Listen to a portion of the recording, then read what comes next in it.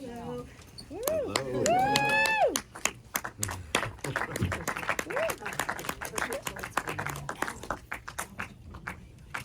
Hello. Did you cry? You didn't cry, you're dead inside. You don't have the fire inside, you're dead You're inside. dead inside. Dead to us. No, I'm just kidding. No, I'm just Oh, then you push the button. Which button? Oh, there we go.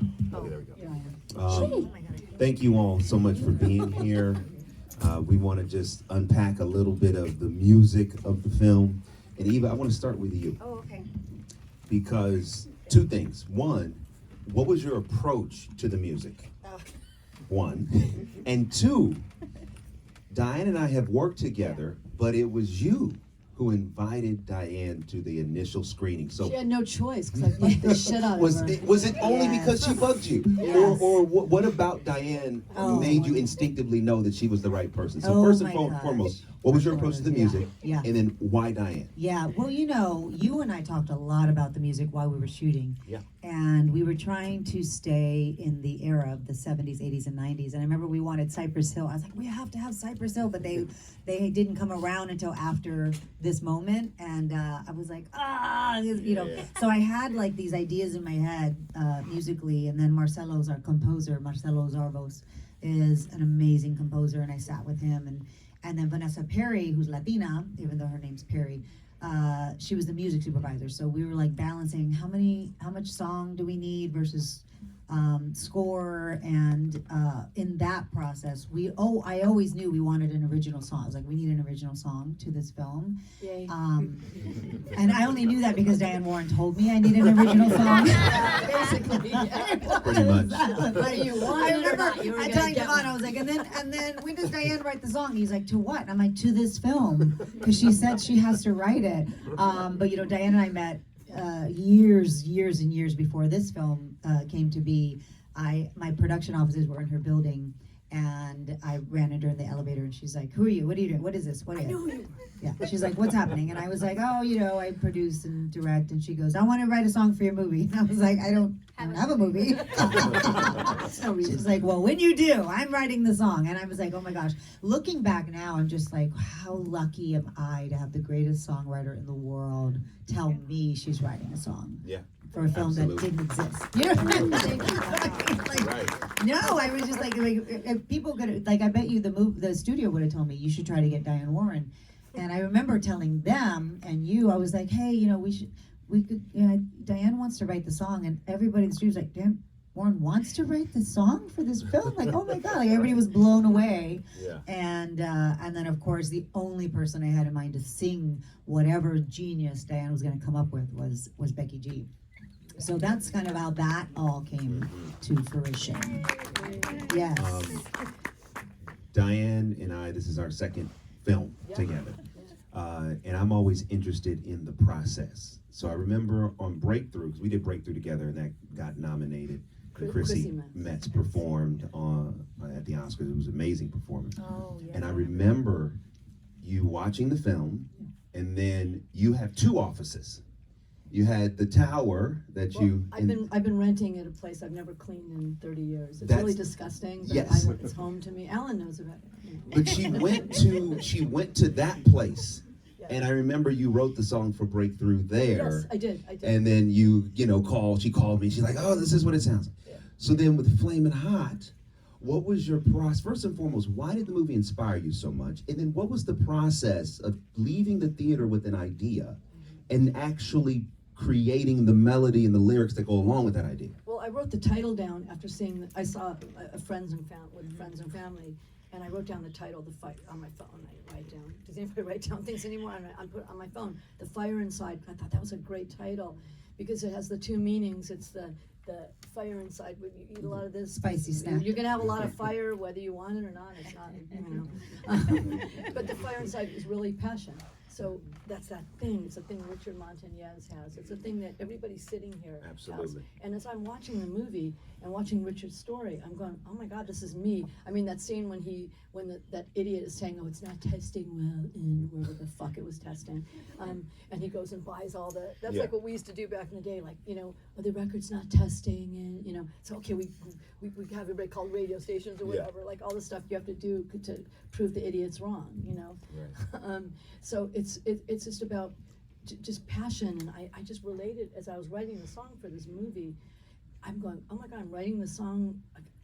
I'm that person. I'm Richard Montañez, But Diane, you say these things as givens. They're not givens. When you say you're writing a song, where do the lyrics come from? Okay, where so are you? Talk to us about the process. Okay, so it's like I said, it started with the title. Yeah. The next day, I programmed a reggaeton beat, and because I knew I wanted the song to be reggaeton. I knew I wanted it to be up tempo. I knew it wasn't a big ballad. It wasn't that kind of movie, and I didn't want that kind of song because the song has to be authentic to the movie.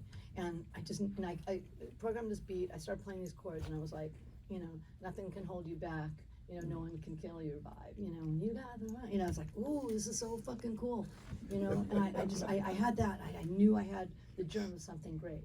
And then, you're gonna own this life when you got the fire inside, which is true. When you got that fire inside, everybody's gonna tell you, you can't do this, you can't do that. Oh, it's a bad idea. Oh, what are you doing? That's the best time to fucking do it, right? Right? It really is. So I was writing the song for this movie, and I was writing the song because I was that person too. Like it's the hustle that gets you there. It's the belief. It's the passion. So that's how the song started. So I had the chorus. I knew I had something there, and then you have a chorus, but you go like, how do I get there? So it's like building this house in the middle of the woods. You don't know how you're gonna get there or get out. So it's like finding that way, and it was like starting it. Oh, you got places to go. Oh, I like that. That just says it. The first line just kind of says, yeah, you're not going there slow. Just that is the essence of the movie and the song. And then I just took it logically from there. Isn't that just genius? You all are hearing genius. How genius, the process of genius. Like, let's just be honest craft. about that. It's craft. But it's craft. And but inspiration and it's hustle. different. But it's different, right? I Like, kept hustling the shit out of Eva it. and I make a movie, but we're basing it on a script. Yeah, exactly. You're going into a room and ideas are just coming out of, I also want to write the song that I want to hear at the end of that movie Well, or in that's- that okay. movie. So it's kind of selfish too. Like, what do I want to hear? Yeah. And I want to hear that when at the end this movie comes and you've gone through the story and you've seen this. That's I think that's what I want to hear. I hope it's other people want to hear. So Becky, now to you, because this is kind of the genesis. It was Eva, and then Diane wrote it.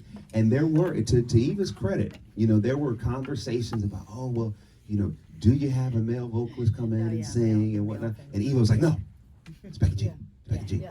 So Becky, talk to us about your side of things. When you got that initial call, when you heard the song for the first time, and then I want to ask you about the process in the studio. But first and foremost, what was your experience when you got that call? Were you interested? Were you trepidatious? Oh no, not at all. There was no hesitation whatsoever. And also I just want to acknowledge that I'm like fangirling even now. Like this all started by being a fan of Diane, a fan of Eva, and I feel like this message of this film and this song is so much bigger than all of us combined, and that's what I think inspires us all, is we know this is meant for something bigger, and to be a creative and be a part of something bigger than you, I think is one of the most beautiful experiences. There's a lot of things dope things that we get to be a part of, but when it's personal, that is, I think, the magic. That's when something really sparks a fire within you, and you're like, wow, I feel so compelled to share this story, to share my story. And I think that there's so many people who have watched this film and have literally said the exact same thing that Eva said, which is like, I am Richard Montañez. And so it was personal. It was personal from the moment we saw each other in boarding a plane, and I just saw this other chaparrita with a big hat and a mask. What's a chaparrita?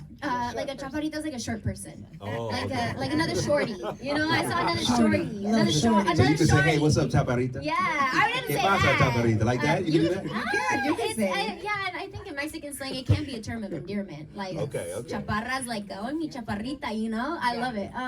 But yeah, anyways, I remember I was like, oh, this is a little shorty. And she kind of like cut in front of me in the line. And on our way to Mexico City from LA. And she had this big old hat and a mask.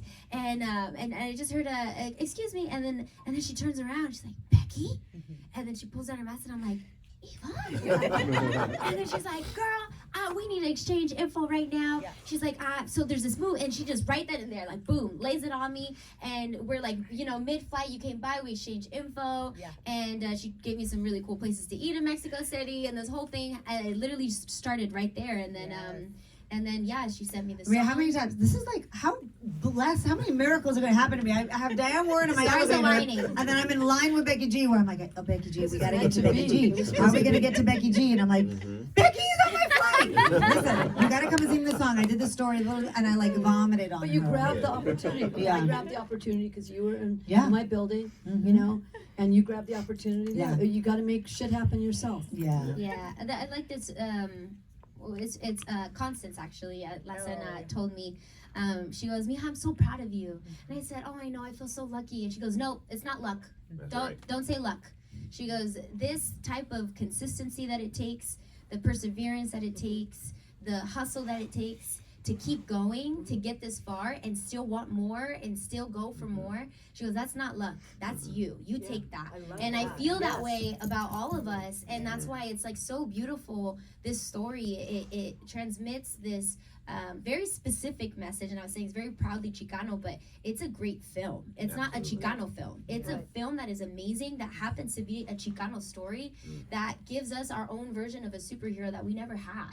You know, but our superheroes are our parents. It is our, our husbands and our wives and our children and the dreams that we have the courage to go and make happen because we have, sometimes the least and there's so many reasons for that, right? But to know that we are capable was like everything. So I feel like luck in reality, I think, is when preparation and opportunity collide. That is it's like when you're on a swing.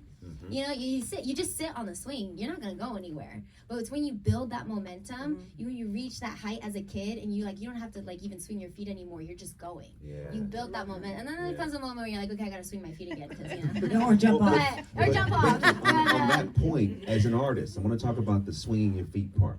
Because I was in the studio when you came in to record the song. Was that great? It was great. It was amazing. Oh, that was so fun. But my observation was that it was effortless for you.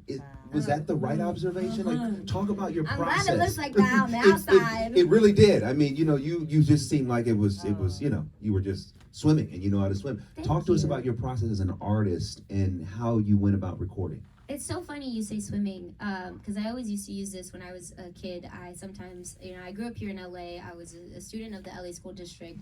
And being in the public school, system, sometimes it feels like you're in this like one size fits all mentality, and we get these we get a new version of a car every year, right? But our school books are they go 20 years back and we're still using them. And sometimes it's like, okay, I feel like I don't belong here. I feel a little misunderstood. I feel a little different. I feel like the lesson of the day is how to climb a tree, but I'm really good at swimming. So I can tell you how to climb a tree, but I just I'm not a climber, I'm a swimmer. And so there was this, crossroads that I got to at a pretty young age. And I really, honestly, it's thanks to my parents, to my mom in particular, who was like, Mija, it's totally fine if you don't want to climb a tree. You want to be a good swimmer, you're going to swim. And we're going to support you in swimming. And I think it was since then that I was the more that I can just lean into what feels right for me, the better I'll get at it. And to know that it's this never-ending thing. One of my favorite Tupac quotes is, "What's not growing is dead."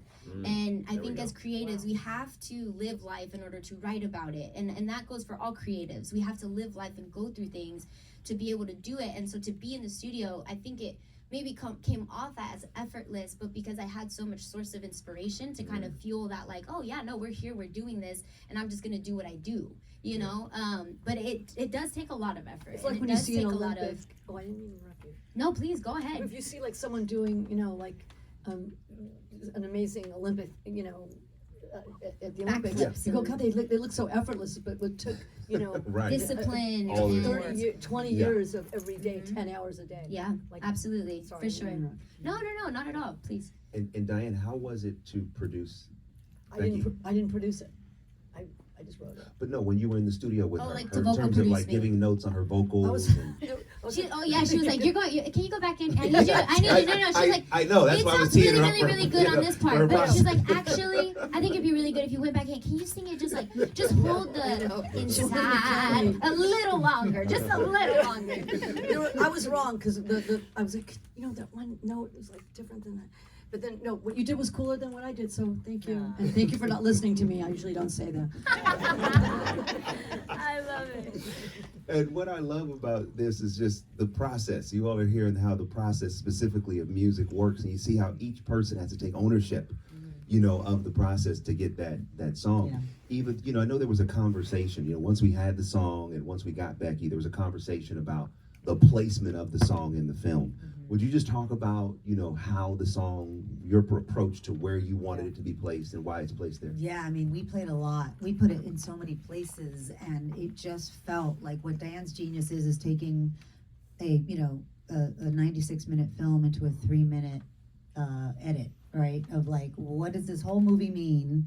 And I'm gonna say that in 3 minutes. And so it always felt like that. It felt like it's either gotta open the film or close the film, because it was so encompassing, and it didn't quite feel right in his journey, because the movie's in 3 decades, the gangbanger years, his arrival at the factory, and then his success. And so he was like, no, he hasn't made it. And the song is so celebratory, and it's so like, don't let anything hold you back. And he was letting those things hold him back, you know, sometimes within the movie. We're like, oh, what about this? And like I said, our music supervisor of where to place it, she's like, I think it closes the movie, because it is such, you know, that credit song is what sticks with you. And then, you know, you saw the whole movie, and the one thing you walk out of is singing the song, right? Like, you're like, I'm singing the song. So if it was in the first act, you may have forgotten. Like, oh, I don't It wouldn't know. make sense because it's almost a summation. It's such a summation of the film. And, you know, this film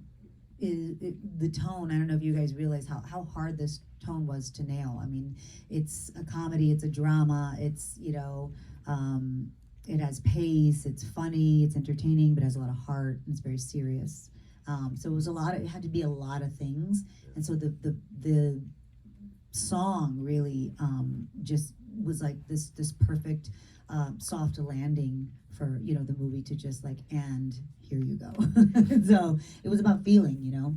Wow. It was about where, and it was very, we tried it everywhere. We tried it underneath everything. Yeah. What about here? What about here? We're like, no, because he's not there I yet. didn't know that. Because he's Yeah. not there Yeah, yet. we Yeah, played, we yeah. played with it in a lot of places, and it's important. And I think also for songwriters, especially for movies, the storytelling of the song has to match the storytelling of the film, the artist that you pick. You know, so you see so many of these films just Has to be getting authentic. yeah, you see so many of these films just getting the biggest pop artist in the moment and giving them the song, and then like, let's hope it breaks through. And that's the difference between Diane and so many other people. She really, you know, when, like I said, she bugged me to see the assembly of the movie. She bugged me to, she's like, I need to feel what it's about. Like, what is it about? What is it about? How does she feel walking out? And then she goes, oh, I remember how I felt walking out of the film, and I want everybody to feel that way. Like that process of hers is unique to Diane. It really is. I mean, again, having worked with her before, like at first when she said, "Hey, let me look at Breakthrough," I'm like, "Oh, okay, cool." But you know, I thought, "Oh, I could see Diane in this somewhat in this world." But then when it came to Flamin Hot, I was a skeptic. I'm like, Diane's gonna write No, a song she's for an Flamin' honorary Hot? Latina now. No, I am. I I love understand. But before, I when we wear were that title proudly. when we were Yeah. talking about, but she's not. But but when we were talking about her, talking about you, Yeah.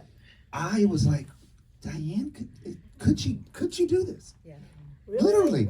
Literally, because I just was You're like, well, it doubting seems like a me? different tone. You know, But here's what I You're love. doubting my fire inside? No, but here's what I love about it. To your talent, you can watch anything and tap into what that is about, and then write something that connects to what it's about. And that's what's beautiful about your talent. Yeah. Thank you. Bravo. You're welcome. You're welcome. Thank you. Oh my God. I think we're almost done. But last question I would ask is, Eva, when we screened the movie for Becky. Yeah. You know, talk to us about that Wow. moment. She, yeah, This is 'cause really I, funny. I was like, you know, there was no plan B. I was like, it's Becky. Yeah.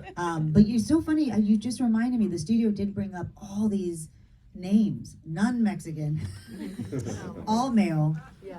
all like complete opposite of what I had in my head. And I was That's like, really you know what I shocking. mean? I was like, Yeah. oh, I don't. Yeah, I was like, no, he's Puerto Rican. Nope, he's Colombian. And I love the studio going, but they're Latin. You know what I mean? And I was like, right, but it's not the same So you need thing. fire inside is your ring. Yeah, that's because I wanted to make sure we stayed on track.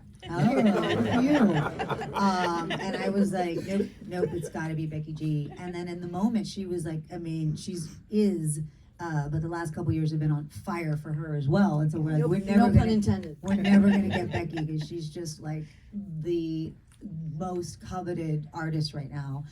And I was like, no, I had this idea a long time ago. And so that counts towards So something. that counts because I said, and then we sent it to her, and we, you know, these links. It's so hard to send film before they're out because the studio is like, you know, we need your firstborn's blood because Lock it up. because of pirating and all that stuff. And so we sent it to her, and she watched it by herself. I watched it and then the link expired.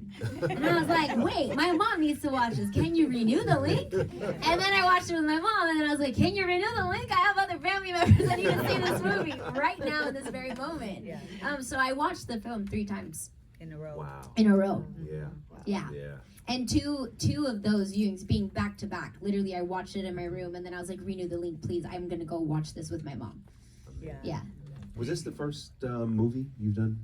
Song for no, but I would say this is, I think, one of my own personal special projects I've ever been a part of in general.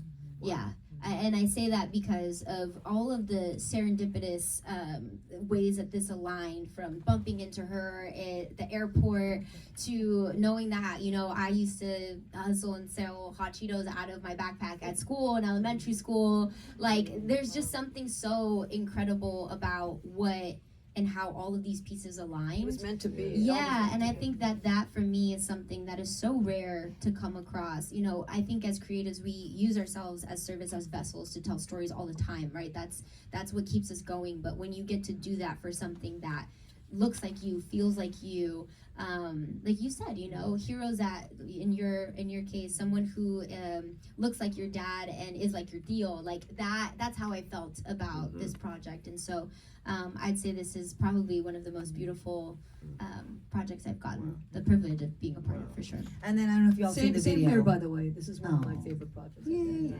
Thank you. Yeah, and the video, that The was video. a cool part. Yeah. Well, the video is that story. Becky's told me that story when she was little. She used to sell hot Cheetos from her backpack, and I was like, "Oh, that's the music video. That's the opening, the music video."